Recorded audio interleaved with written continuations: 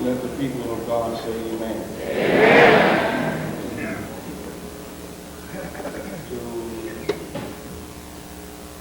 President Mills in his absence, and to members of the cabinet of the Hampton Ministers Conference, and to all the ministers of the gospel who share this sacred space and who share with us in the service this afternoon, and to all of you, my brothers and sisters in Christ.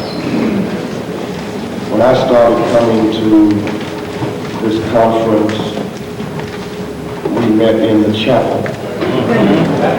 Amen. And there was plenty good room. We have come a long way. But I come also to say that I thank God for the new, but I also thank Him for the old. I am privileged to stand in this place,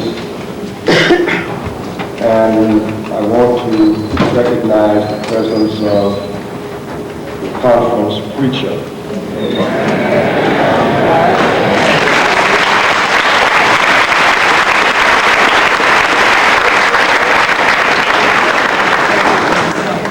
This person, the Reverend Dr. Charles E. Booth, who preached last night.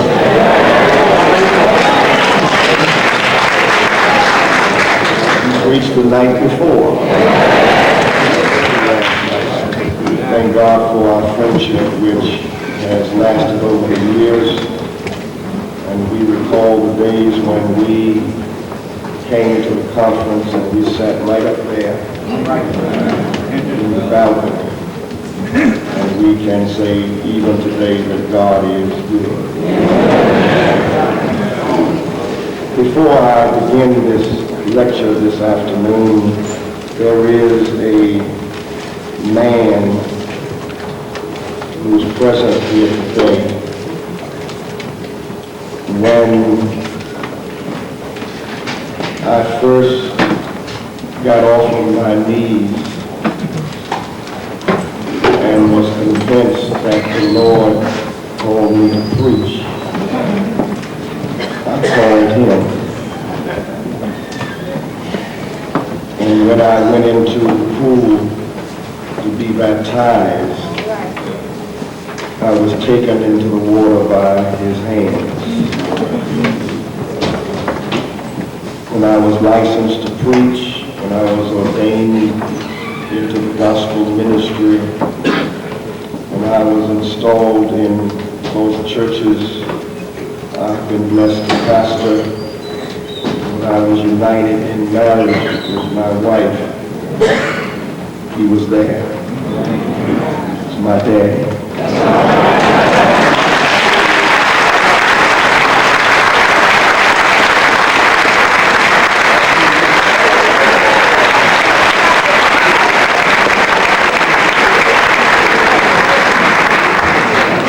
All that I am as a preacher.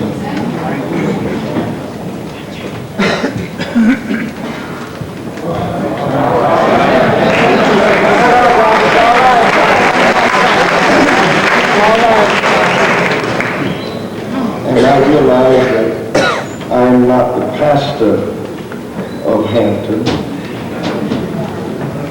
I need my daddy to sit up here with me.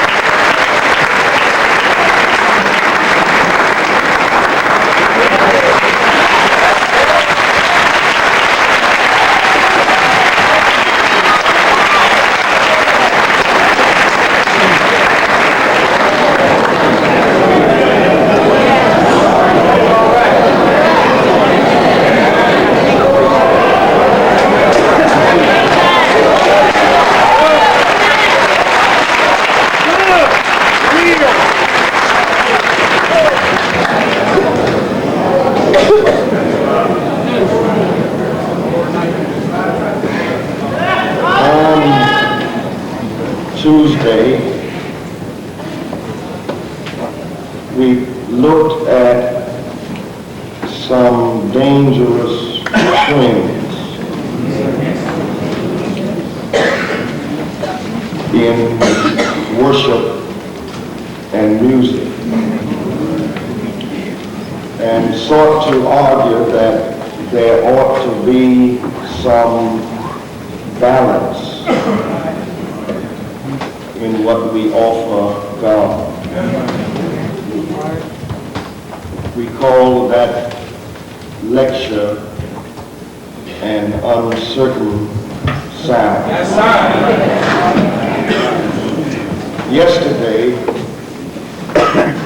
we looked specifically at the order of service, seeking meaning in its content, and it was called the romance of worship. Today, we turn to a discussion of the Christian funeral.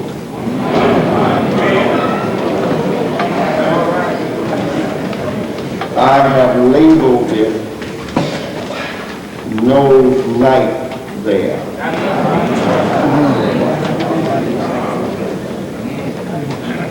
My purpose here is not to discuss the grief process from a professional point of view. Neither is my task to raise issues of death and dying from the viewpoint of the psychologist, or even as an expert in the field of pastoral care. I leave that to others. My task is to look at the matter of death and dying within the context of the funeral. And I wish to argue this afternoon that whatever else the funeral is, it is or should be primarily a worship experience. When viewed as such, it can take on new meaning and lead us into new and exciting directions. It would be a good idea for pastor and church to come together in a teaching and training session or sessions dealing with the matter of death and the funeral. Death is not the only time we need to talk about death. A funeral manual might be developed which can help people understand the theology of death, as well as offer guidelines for procedures to follow. The music ministry might want to look at its music, which is used in the context of the funeral, and reflect upon the theological significance of what our songs say about death. I need not, I think, offer any proof or argument that we will die.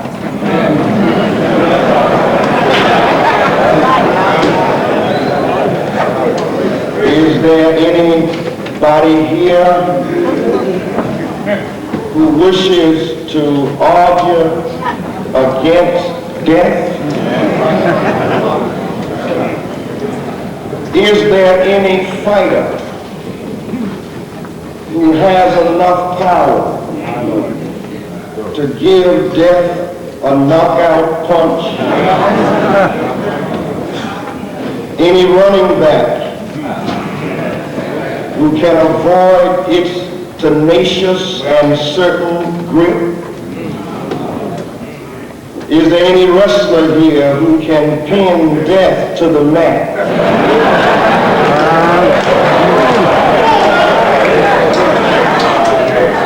Is there any runner who can beat death to the finishing line?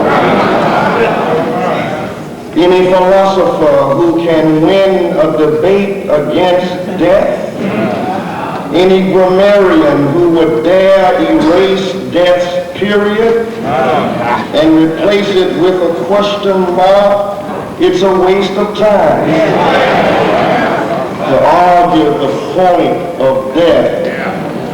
It does not matter how much we question the meaning of death. It is an exercise in futility to argue the fact of death. Since the Bible is a book of real people living in real circumstances, it is not surprising that there is in the Bible real treatment of death. Death is not swept under the rug. Death is not fantasized or romanticized. Death is not sugar-coated. Our biblical heroes do not ride off into the sunset. They live, then they die. And their deaths are described in vivid detail as only the poet can do. For the scientists can't talk about death. Holy ground is reserved for those who walk with God. So look at the record. These are the days of the years of Abraham's life. 175 years. Abraham breathed his last, died in a good old age, an old man and full of years, and was gathered to his people. Keep turning the pages. When Jacob finished charging his sons, he drew up his feet into the bed and breathed his last and was gathered to his people. Keep turning the page. Then Joseph took an oath of the sons of Israel, saying, God will visit you, and you shall carry up my bones from here. So Joseph died, being 110 years old, and they embalmed him, and he was put in a coffin in Egypt. Keep turning the page. Then David slept with his fathers and was buried in the city of David. Keep turning the page. So Moses, the servant of the Lord, died there in the land of Moab, according to the word of the Lord. And he buried him in a valley in the land of Moab. But no man knoweth of his sepulchre unto this day. And Moses was 120 years old when he died. His eye was not dim, nor his natural force abated. We will die. The Bible is astonishingly real in its portrait of scarred heroes. We see our heroes without makeup, warts and all. We see their failings and their follies. We see their sinfulness and their wretchedness. No press agent tried to whitewash their shortcomings. No biographer attempted to wipe away the ugly stains of their lives. Some of them even did some foolish things. Who can forget the incident in the life of David, who finds himself in the camp of the enemy Philistine? The Philistines remember that this is the same man who killed their hero Goliath. David, out of fear, pretends to be crazy.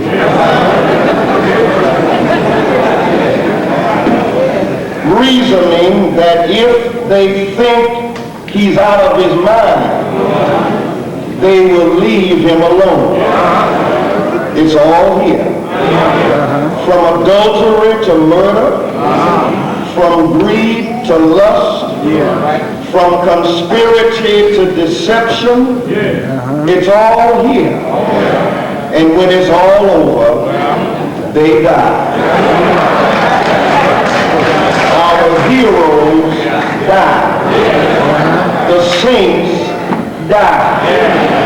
From the father of the faithful, who set out searching for a city with the same contractor and architect, to the man after God's own heart, they all died. Sarah died. Hagar died. Rebecca, Rachel died. Leah, Rahab, they all died. The way we view death has changed through the last 2 or 3 generations. There was a time in our society when death was closer to us. Homes were made up of extended families, perhaps 3 generations living under the same roof, or at least in the same geographical area. Before the days of extended care facilities, nursing homes, hospitals, relatives were cared for and eventually died at home. After death, the body was laid out in the home, washed by family members. The wake, as it was called, was held in the home, where friends came by to pay their respects. Cemeteries were located on or near the family church ground. So you couldn't even go to church without seeing the ancestral burial ground, holy ground. Constant reminders of the continuity of life and the reality of death. There was in those days a healthy respect for death. Today, we have distanced ourselves from death and the dying.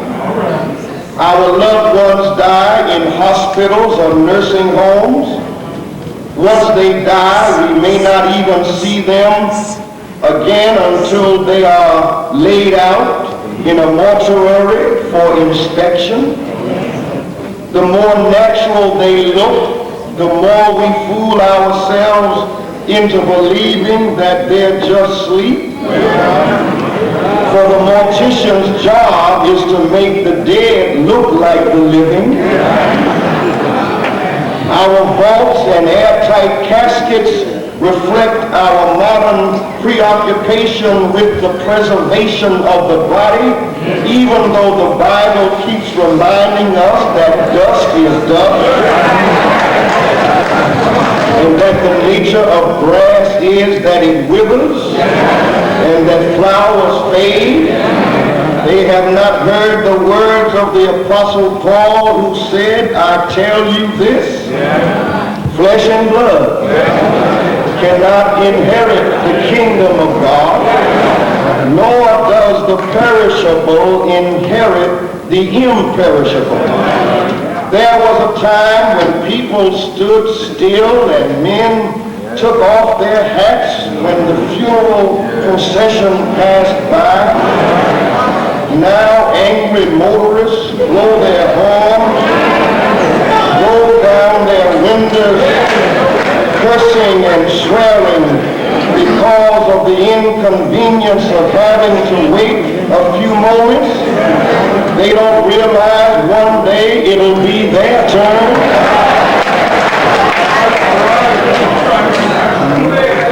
And in many circles, the funeral itself is viewed by some as an unnecessary evil. And they wonder why we permit this kind of service at all. Why not just go straight to the cemetery, deposit the body, go back to business as usual? This position seems to be another form of the denial of death, to treat it as if it is of no consequence. We affirm birth, but we want to deny death. We even celebrate the anticipation of birth with baby showers. We celebrate new life through baptisms, christenings, and dedications. We recognize the journey's beginnings, but we want to ignore journey's end. We stand facing the east and watch the blazing glory of the sunrise, yet we turn our backs to the west and fail to behold the dazzling splendor of the golden sunset.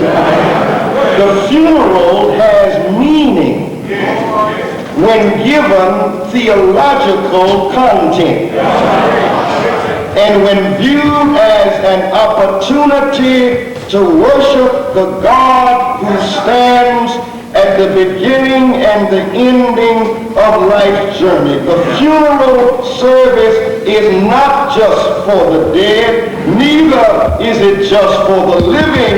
It is. Having said this, every pastor here knows that the funeral has also the possibilities of hypocrisy on a grand scale.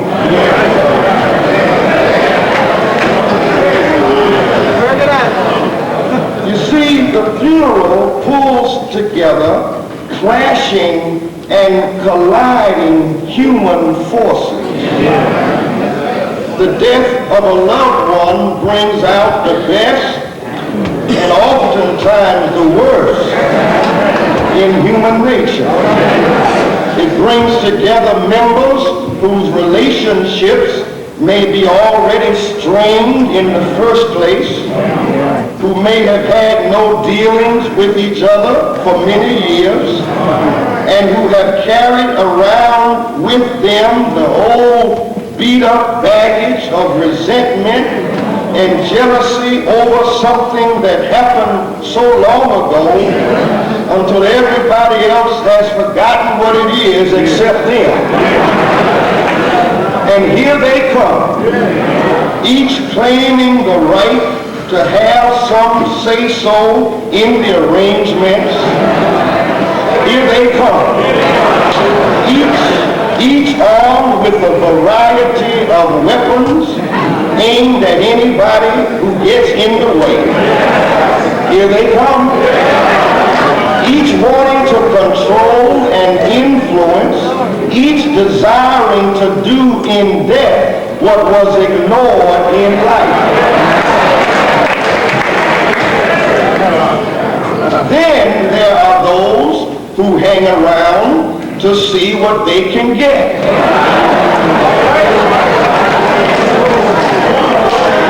In their own minds, they have already divided the inheritance and the furniture. Sometimes this stuff can get mighty ugly. Pastors, you ought to say amen. Especially when you consider that they are arguing and fussing over something they themselves did not earn in the first place.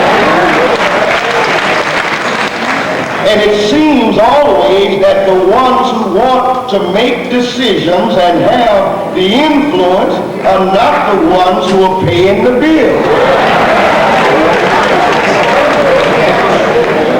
And we all have dealt with people who want to use the funeral as a means of making up for something left undone in life. Often they act out of a sense of guilt rather than love. They try to make up in death what they failed to do in life. They try to impress us by how much money they put in the ground. They give their money to the florist even though flowers fade, rather than giving it to the scholarship fund where it can do some good for some struggling student and where their name can be attached to something that lasts beyond fading flowers and withering grass. Into this mix, the preacher pastor must stand with a word from the Lord. Now, to be sure, there are some who don't want to hear a word from the Lord. Some who don't want to hear anything from anybody. Some who don't even care. We are all too familiar with that non-church crowd. That crowd who only shows up at weddings and funerals. That crowd who has no respect for God, for the church, or for the preacher. That crowd who can't sit still through the service, keeps walking in and out. That crowd who doesn't know our hymns and doesn't respect our sanctuary. That crowd that's just mad with everybody. That crowd that just shows up to view the body. Because there are some people who are just attracted to the dead.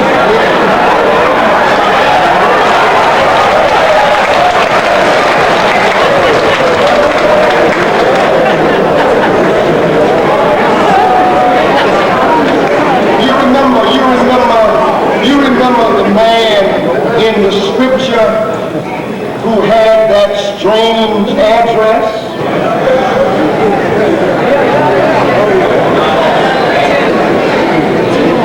He lived in a place where no mail is delivered. He took up residence in the graveyard. His neighbors were the bleached bones of the dead housed in whitewashed tombs. No children laughed and played on his street.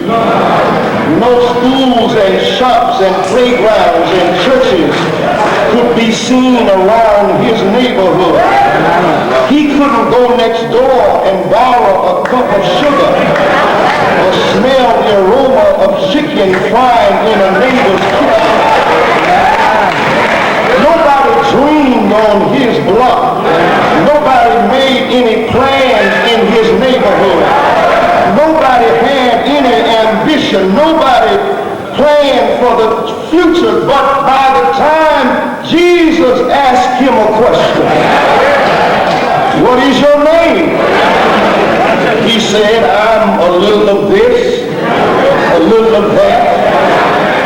of the other. I don't know who I am.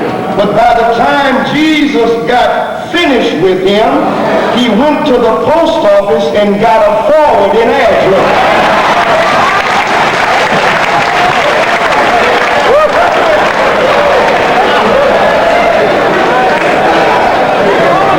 You see, if you're dead spiritually and mentally, if you ain't going nowhere, you might as well hang around your own kind.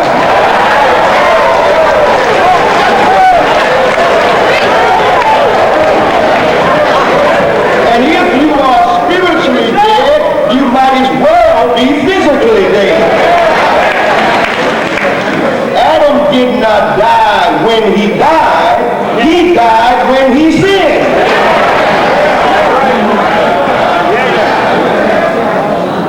There are people who go to the funerals just to view the dead, but who will not go to church to hear about a man who said, I have come that ye might have life and have it more abundantly. Then there is a crowd that will tell you to make it short.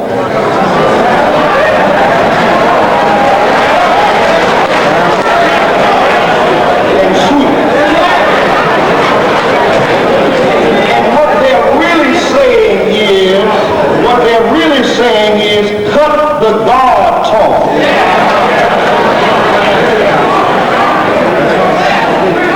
The singers can sing all day.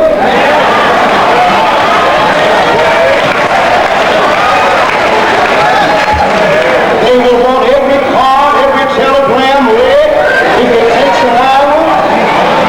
And let me tell you, the funeral service is no place to read every resolution, every card, every telegram. It's to be short-changed.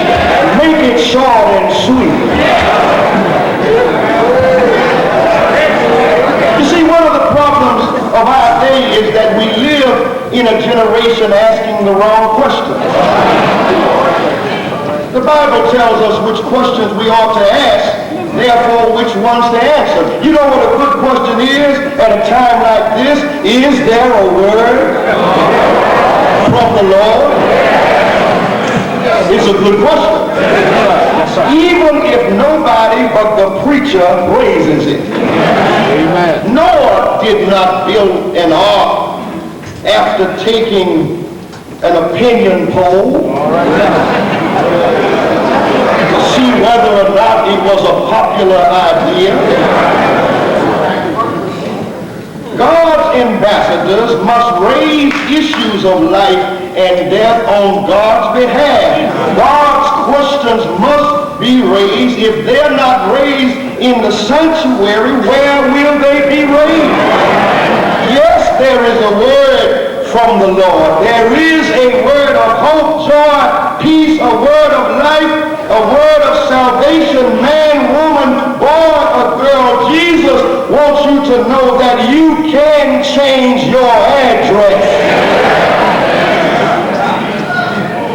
You can move out of the graveyard, out from among the tombs, and leave a forwarding address. How can the funeral, and I take my seat, how can the funeral be used to enhance the worship of God, to show forth who he is and how much he cares for his children? First of all, the funeral service belongs to the church.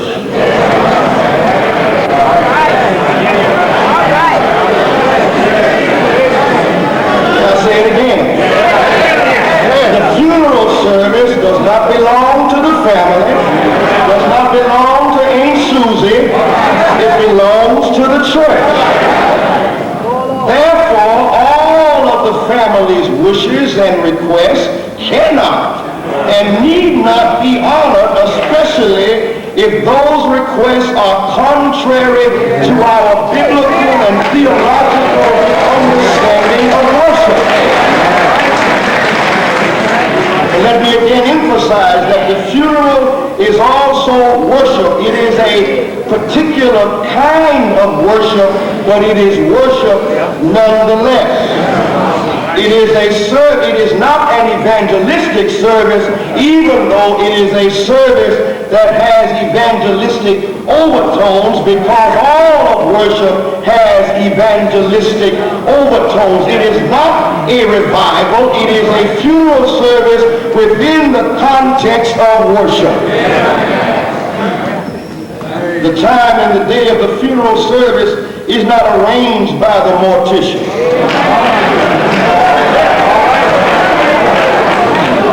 He does not call the pastor and tell him when the funeral will be.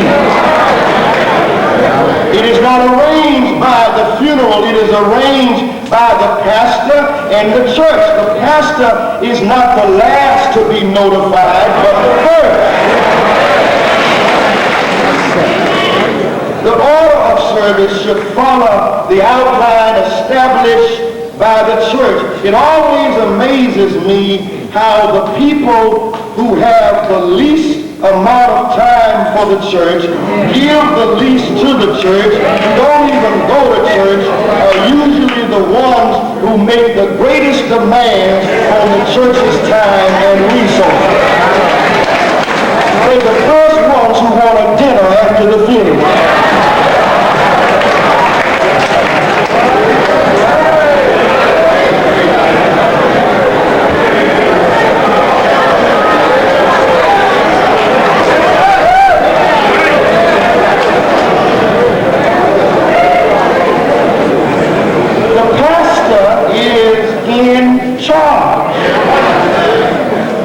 Funeral service, and the pastor should never feel the need to apologize to anybody, including another preacher, for presiding over and preaching in his or her own pulpit.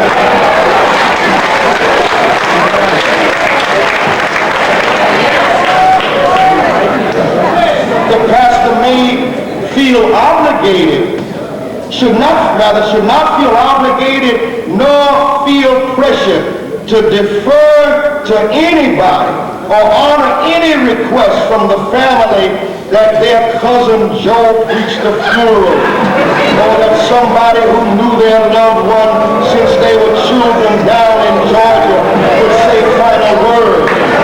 It is the pastor's prerogative to stand where the pastor has been called to stand and to do what he or she has been called to do.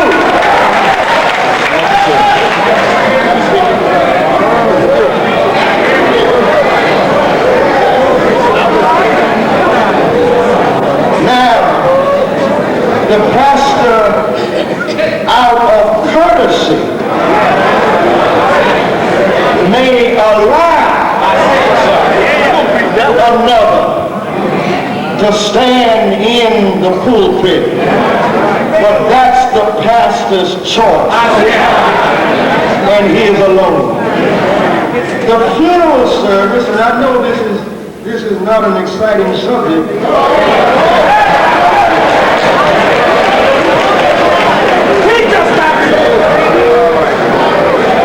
The funeral service is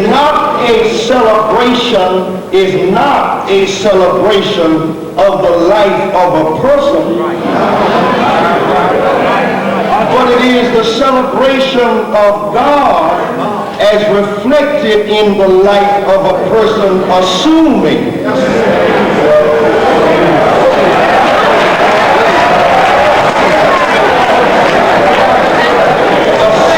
the person's life is indeed a reflection of God's glory. That's why you can't eulogize everybody. Because the word eulogy implies speaking something good about the dead, and you don't always know anything good about the dead.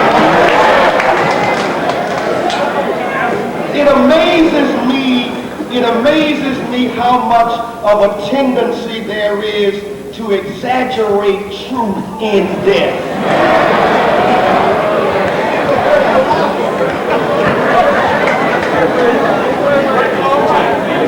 The worst rascals become saints when the obituary is written by the family. Death has a way of transforming a rascal into the most dedicated Christian. Death has a way of transforming a bad husband into a good husband, a bad father into a good father.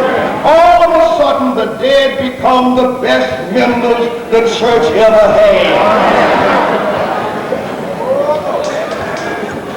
I watched with some consternation some time ago the deification of Richard Milhouse Nixon.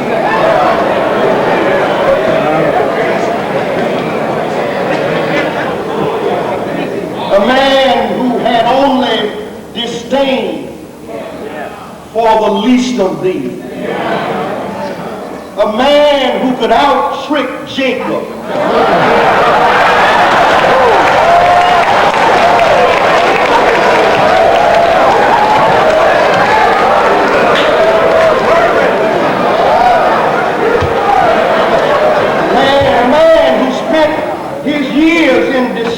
Unethical, ungodly pursuit of power and advantage, but as soon as he died, a bigger than life halo is lifted around his head, and a long recital of good works resound across the land. It happens all the time when our obituaries outdistance our living. When our resumes bear no resemblance to our works. It's a good thing that God doesn't read our obituaries. But I'll tell you what he does. He writes his own.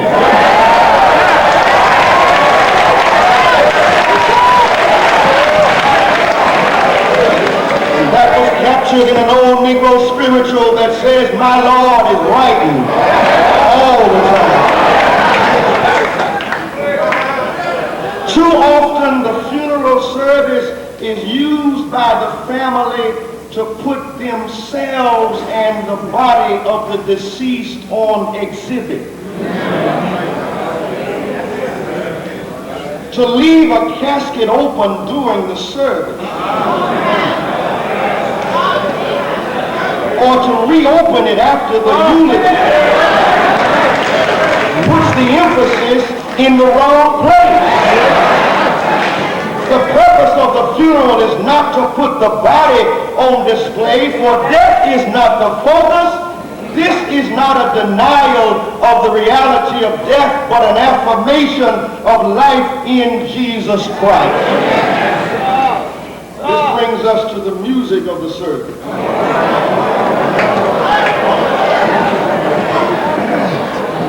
If indeed the funeral is worship, the music and the songs must lift the worshiper beyond the low ground of sorrow and despair, and must proclaim in song what the preacher proclaims in sermon, that there is no night there. Guidance and direction must be given to the family. The church must be educated and trained in the matter of death, dying, and the funeral. Too often, our songs have more syrup than substance, more sentimentality than theology. We sing the same old tired refrains, sentimental favorites, the top 10 on the funeral hit parade.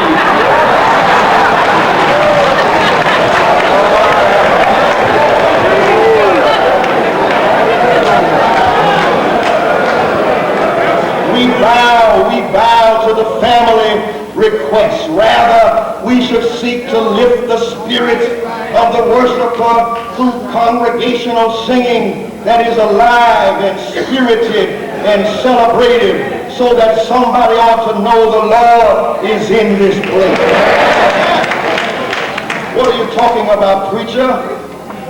My heart has no desire to stay where doubts arise and fears dismay. Still praying as I onward bound, Lord, plant my feet on higher ground. What are you talking about, preacher?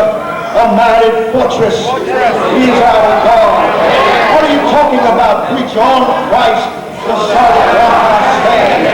All of the ground is sinking sand. What are you talking about, preacher? Oh God, our help in ages past, our hope for years to come, our shelter in the stormy blast, and our eternal home. What are you talking about, preacher? Blessed assurance, Jesus is mine.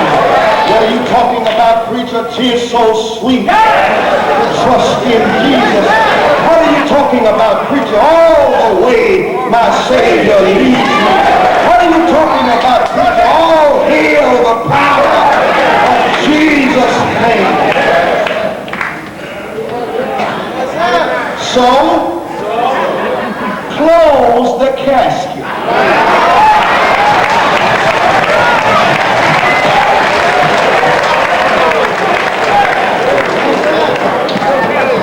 Close it before the service of worship begins, and keep it closed. Help does not come from the casket. I will lift up mine eyes.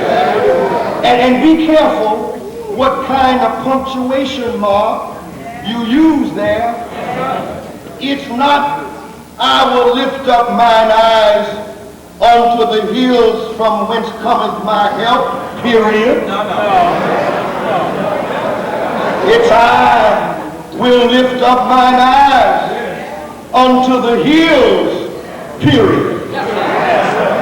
Question: from whence cometh my help?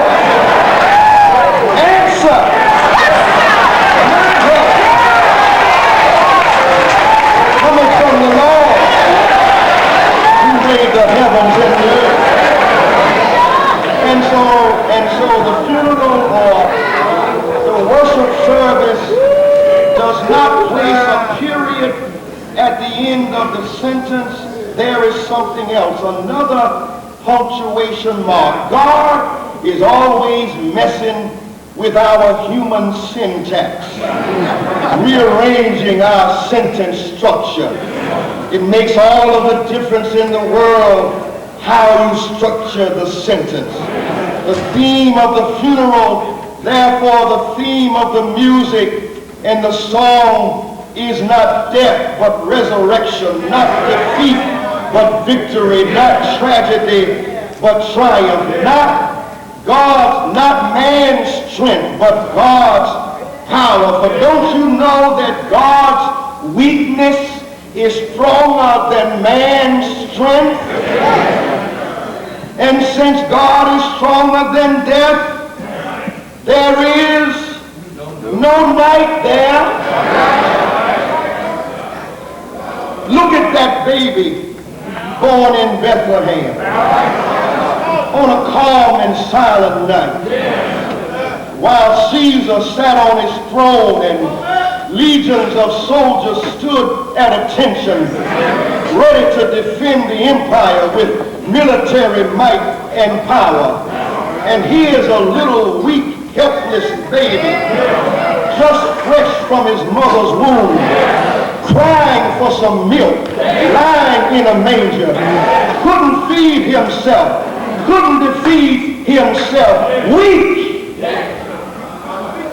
Look at him 33 years later, still seems to be weak, dying on a Roman cross on a hill called Calvary, weak, helpless, harmless.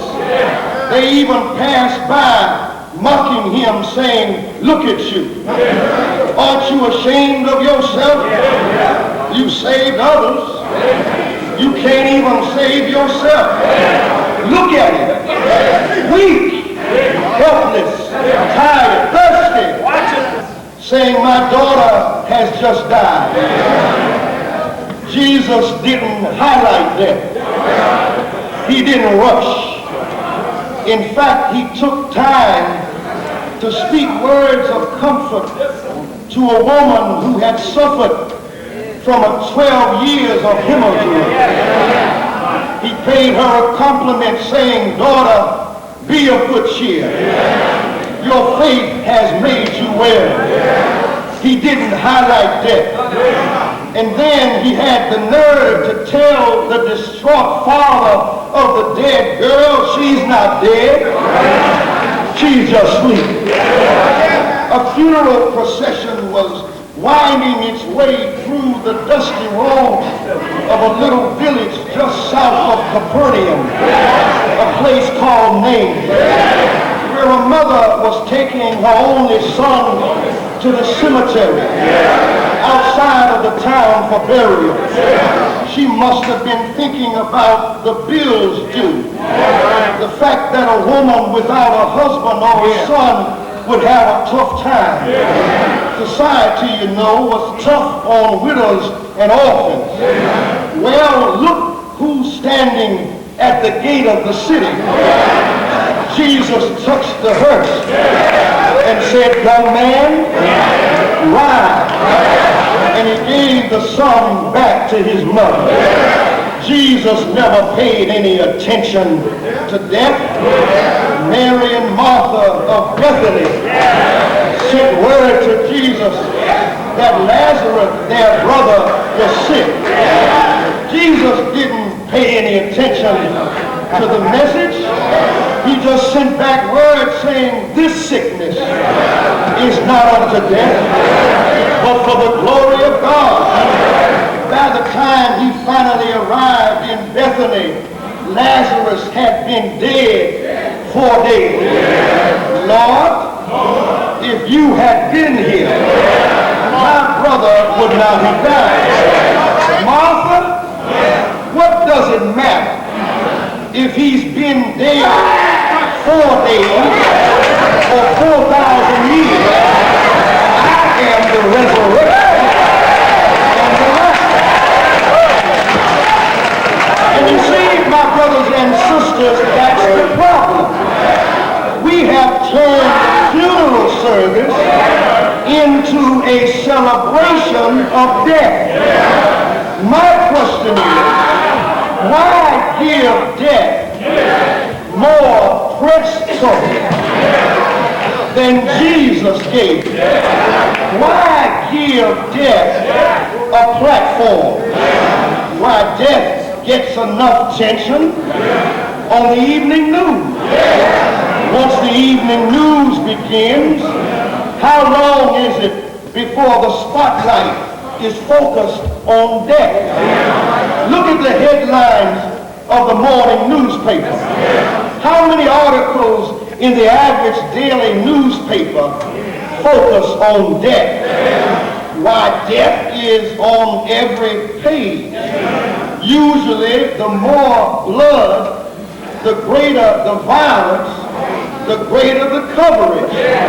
It seems to me that if that's all I'm getting in the newspaper and all I'm getting on the 6 o'clock news, somebody ought to stand in the holy place and say loud and clear, there is no night there.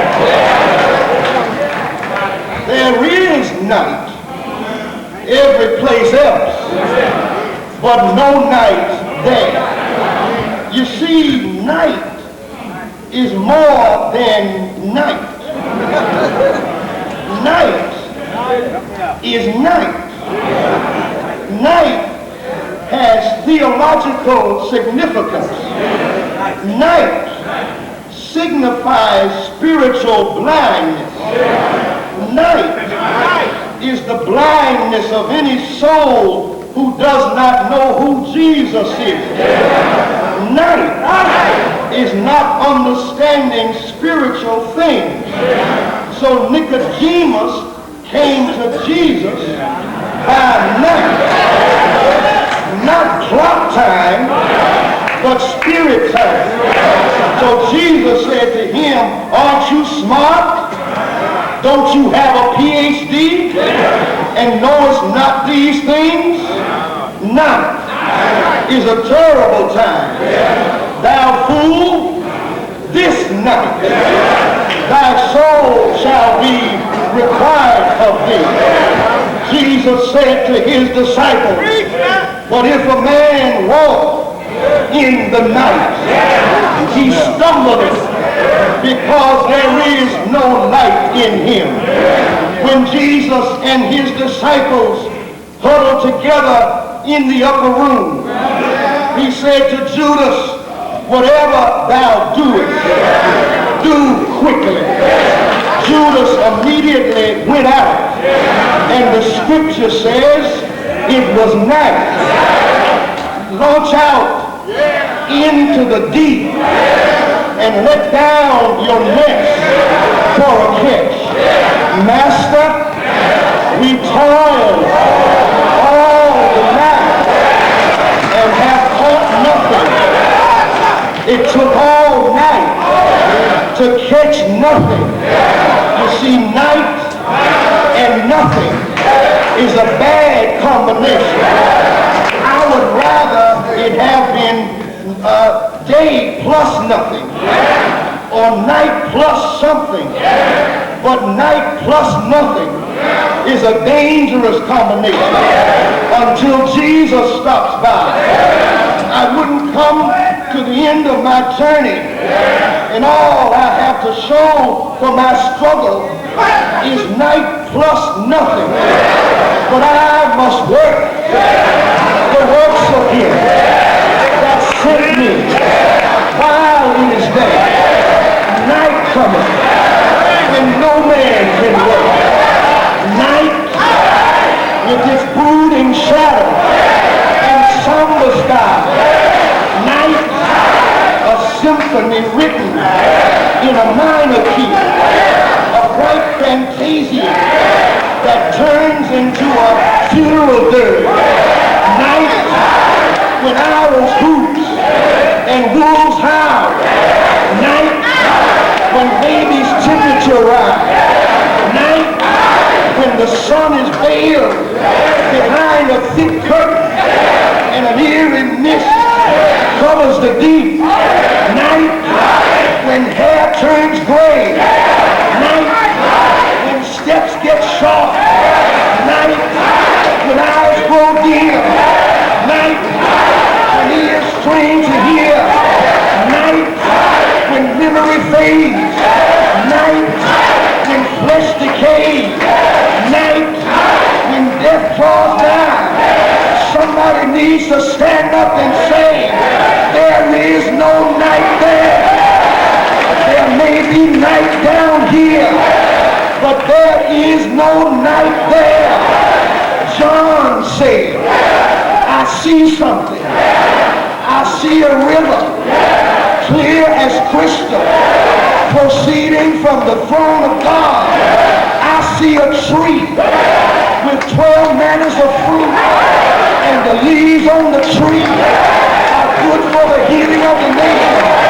But there is no night there, and they need no candle, neither light of the sun, for the Lord God giveth them light, and he shall reign forever and ever. There is no night there, but when the night is over, when the mist has rolled away, when the trumpet shall sound, when the dead shall be raised, when the morning comes, when we'll understand it better by and by, when we shall behold his face, when they crown him There is no night there, no trouble there, no death there, no night there, no night there. Every day is Sunday. Sabbath shall have no end. There is no